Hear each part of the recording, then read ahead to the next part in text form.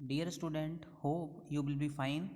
Previous lecture में हमने library functions के बारे में स्टडी किया था और देखा था कि लाइब्रेरी फंक्शंस का यूज़ हम अपनी प्रोग्रामिंग में क्यों करते हैं। देखिए, अगर लाइब्रेरी फंक्शंस की बात करें तो लाइब्रेरी फंक्शंस ऐसे फंक्शंस होते हैं जो कि इनबिल्ट हैं।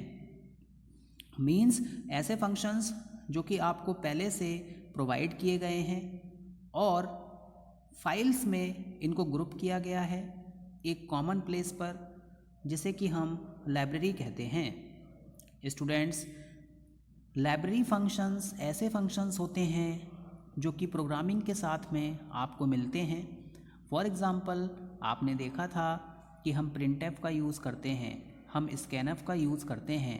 तो ये जो हमारे फंक्शंस हैं ये लाइब्रेरी फंक्शंस हैं। आप जिस तरीके का फंक्शन यूज़ करना चाहते हो अपने प्रोग्राम्स में, उस तरीके की फ़ाइल आपको इंपोर्ट करनी होती है, इंक्लूड करानी होती है। स्टूडेंट्स, प्रीवियस लेक्चर्स में हमने कुछ इम्पोर्टेंट फाइल्स के बारे में स्टडी किया था, जिसमें हमने देखा था stdio का क्या यूज़ है। अगर मैं इस फाइल की बात करूं तो ये जो फाइल है हमारी, ये बेसिक इनपुट आउटपुट के लिए यूज़ होती है। कोनियों की बात करें तो कोनियों में हमारे पास में कंसोल इनपुट आउटपुट होता है। फॉर एग्ज़ाम्पल, अगर आप मॉनिटर पे कुछ वर्क परफॉर्म करना चाहते हो, इसके बाद में हमारे पास में एक string.h फाइल होती है जिसकी हेल्प से हम स्ट्रिंग फंक्शंस को यूज़ कर सकते हैं अपने प्रोग्राम में। इसके बाद में हमारे पास में एक लाइब्रेरी फ़ाइल होती है जिसके इनसाइड मेमोरी एलोकेशन से रिलेटेड फंक्शंस दिए हुए होते हैं।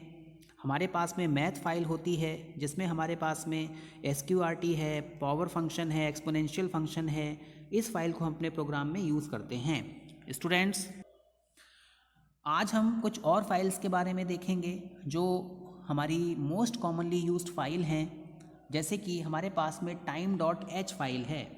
अगर मैं इसकी बात करूं, देखिए, अगर आप अपने प्रोग्राम में टाइम रिलेटेड फंक्शंस को यूज़ करना चाहते हो, फॉर एग्ज़ाम्पल आप सिस्टम के टाइम को फैच करना चाहते हो, आप कहीं पर प्रोग्राम किस समय क्रिएट हुआ, ये टेक्स्ट फाइल किस समय क्रिएट हुई, आपने इसमें कब कब मॉडिफिकेशंस किए, वो सारी के सारे फंक्शंस आपको इस time.h फाइल में दिए हुए हैं, जिसका यूज़ करके आप अपनी फ़ाइल में, अपने प्रोग्राम में टाइम रिलेटेड फंक्शंस को यूज़ कर सकते हैं। स्टूडेंट्स, देखिए, बेसिकली जो हमारी नेक्स्ट फाइल है that is ctype.h। c means character. ये जो हमारी फ़ाइल है इसमें हम कैरेक्टर हैंडलिंग फंक्शंस का यूज़ करते हैं। बेसिकली अगर आपको कैरेक्टर को हैंडल करना है तो आपने देखा होगा कि हम एक कैरेक्टर वेरिएबल बनाते हैं, वो इंटरनली आपका एक नंबर में रिप्रेजेंट होता है। आपने प्रीवियस प्रोग्राम्स देखे हैं कि हमने लोअर को अपर में चेंज किया कैरेक्टर को। इसी तरीके से जो हमारे पास में एक अपर कैरेक्टर है उसको आपने लोअर में चेंज किया। आप इसको डायरेक्टली भी कर सकते हैं। कैरेक्टर हैंडलिंग फंक्शंस के लिए जो ctype.h हेडर फाइल है, इसमें हमारे पास में 2 अपर केस मेथड होता है, हमारे पास में 2 लोअर केस मेथड होता है। तो इन मेथड की हेल्प से आप डायरेक्टली किसी स्मॉल कैरेक्टर को कैपिटल में चेंज कर सकते हो और किसी कैपिटल कैरेक्टर को स्मॉल में चेंज कर सकते हो। स्टूडेंट्स, इसके बाद हमारे पास में स्टैंडर्ड argument.h फाइल होती है। देखिए, अगर आप देखिए हमारे पास में 2 तरीके के इंटरफेस होते हैं। एक GUI जिसे हम कहते हैं ग्राफिकल यूज़र इंटरफेस। आपने देखा होगा कि जो हमारी विंडो है या जो हमारा मोबाइल फ़ोन है, इसमें हम drag and drop operation perform करा सकते हैं। हम माउस की हेल्प से किसी एक फ़ाइल को किसी दूसरे फोल्डर में मूव करा सकते हैं। सपोज़ मैं आपसे कहूँ कि आपको डिस्क ऑपरेटिंग सिस्टम दिया हुआ है, डॉस दिया हुआ, इसमें आप बेसिकली कमांड के थ्रू इंटरेक्ट होते हैं। तो एक तो हमारे पास में CLI होता है, दूसरा हमारे पास में GUI होता है। CLI की बात करें तो कमांड लाइन इंटरफेस, GUI की बात करें ग्राफिकल यूज़र इंटरफेस। अगर आप कमांड लाइन से कोई आर्गुमेंट भेजना चाहते हैं अपने प्रोग्राम में, तो वो आप किस तरीके से हैंडल करेंगे? ARGV, ARGC ये दो फंक्शंस होते हैं जो कि इस फाइल में आपको दिए हुए हैं। स्टूडेंट्स, प्रोग्रामिंग में हम लोग कंटिन्यू का यूज़ करते हैं, प्रोग्रामिंग में हम गोटू का यूज़ करते हैं। आपने देखा था गोटू स्टेटमेंट की हेल्प से मैं किसी एक पार्ट से किसी दूसरे पार्ट पे जंप कर सकता हूँ प्रोग्राम के।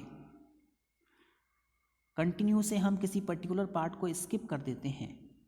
ब्रेक से हमारा पूरा का पूरा प्रोग्राम क्या हो जाता है?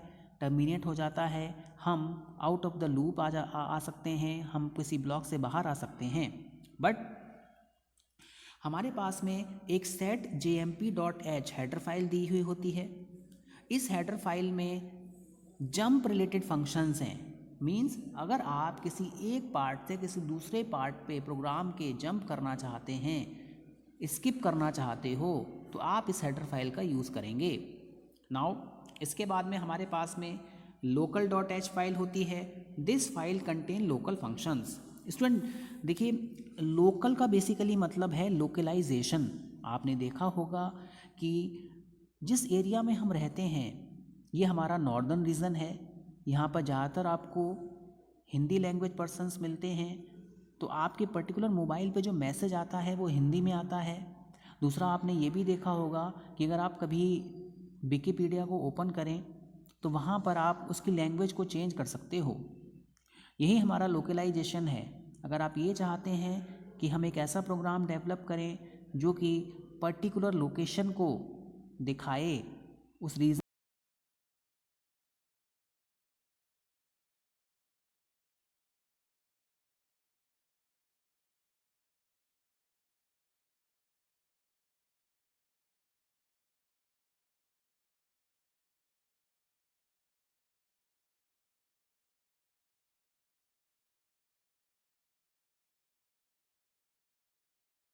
में डायगोनिस्टिक फंक्शंस होते हैं।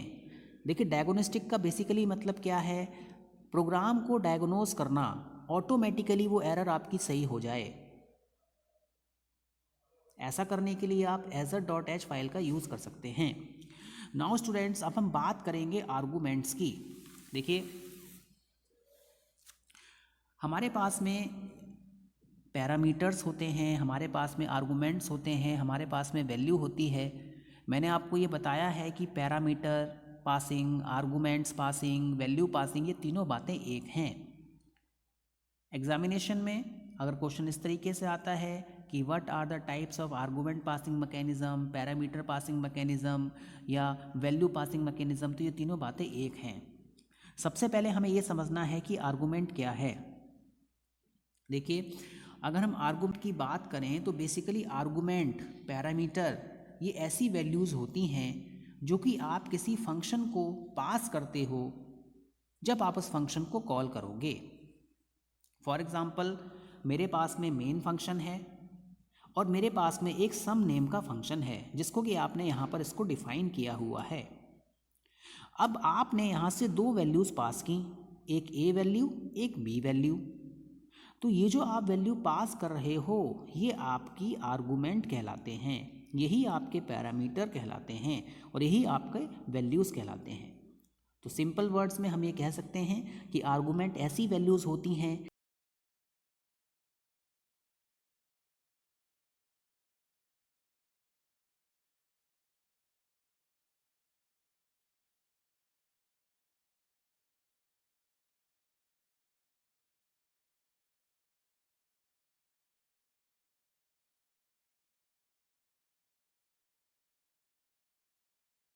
होगा।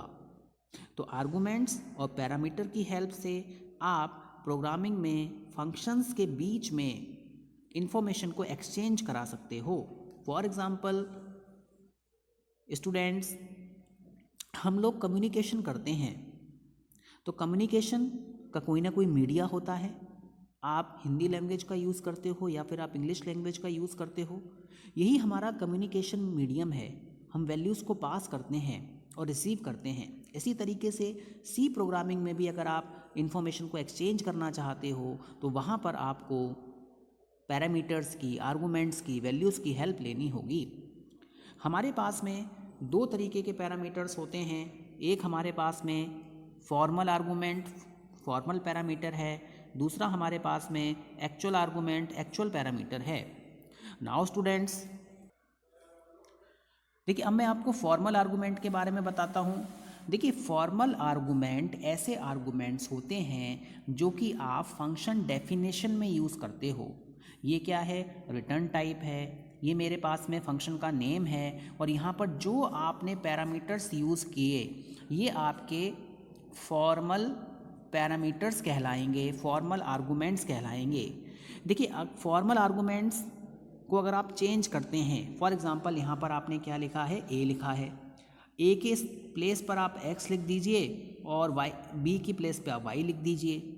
हमारे आउटपुट पे कोई भी इफ़ेक्ट नहीं आएगा क्योंकि ये रिसीविंग पैरामीटर्स होते हैं। नाउ स्टूडेंट्स, अब हम बात करते हैं एक्चुअल आर्गूमेंट्स की। देखिए एक्चुअल आर्गूमेंट्स हमारे ऐसे आर्गूमेंट्स होते हैं जो कि आप फंक्शन कॉल के टाइम पे पास करते हो। ये ऐसे आर्गूमेंट्स होते हैं अगर आप इनको चेंज करेंगे तो हमारा पूरा का पूरा आउटपुट चेंज हो जाएगा।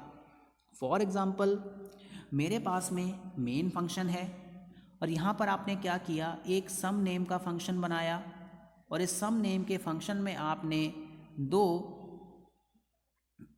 फॉर्मल पैरामीटर्स यूज़ किए। देखिए फॉर्मल पैरामीटर का वर्क केवल वैल्यू को रिसीव करना होता है।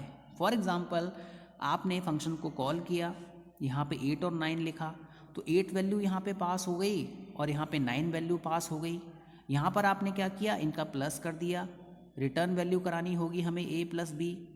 8 और 9 की अगर हम बात करें तो हमारे पास में वैल्यू कितनी रिटर्न होगी? 17 रिटर्न होगी। सपोज़ आपने यहाँ पे वैल्यू को चेंज कर दिया, 8 के प्लेस पे आपने 10 यूज़ कर लिया और 9 के प्लेस पे आपने 1 यूज़ कर लिया। अब ये वैल्यू यहाँ से पास हुई तो आंसर हमारे पास में कितना आया? 11 आया। तो आपने देखा कि अगर हम एक्चुअल आर्गूमेंट को चेंज करते हैं तो हमारा आउटपुट चेंज हो जाता है। एक बार दोबारा हम लोग इस चीज़ को रिवाइज करते हैं। आर्गूमेंट बेसिकली क्या है? आर्गूमेंट्स हमारी वैल्यूज़ होती हैं जो कि हम पास करते हैं किसी फंक्शन को, इन्फॉर्मेशन को एक्सचेंज करने के लिए। दो तरीके के आर्गूमेंट होते हैं, फॉर्मल आर्गूमेंट होता है, एक्चुअल आर्गूमेंट होता है। फॉर्मल आर्गूमेंट अगर आप चेंज करते हैं तो हमारे आउटपुट पे चेंज नहीं आता है। एक्चुअल आर्गूमेंट अगर आप चेंज करते हैं तो हमारा आउटपुट इफेक्ट होता है। I hope you have understood this lecture. Thank you very much.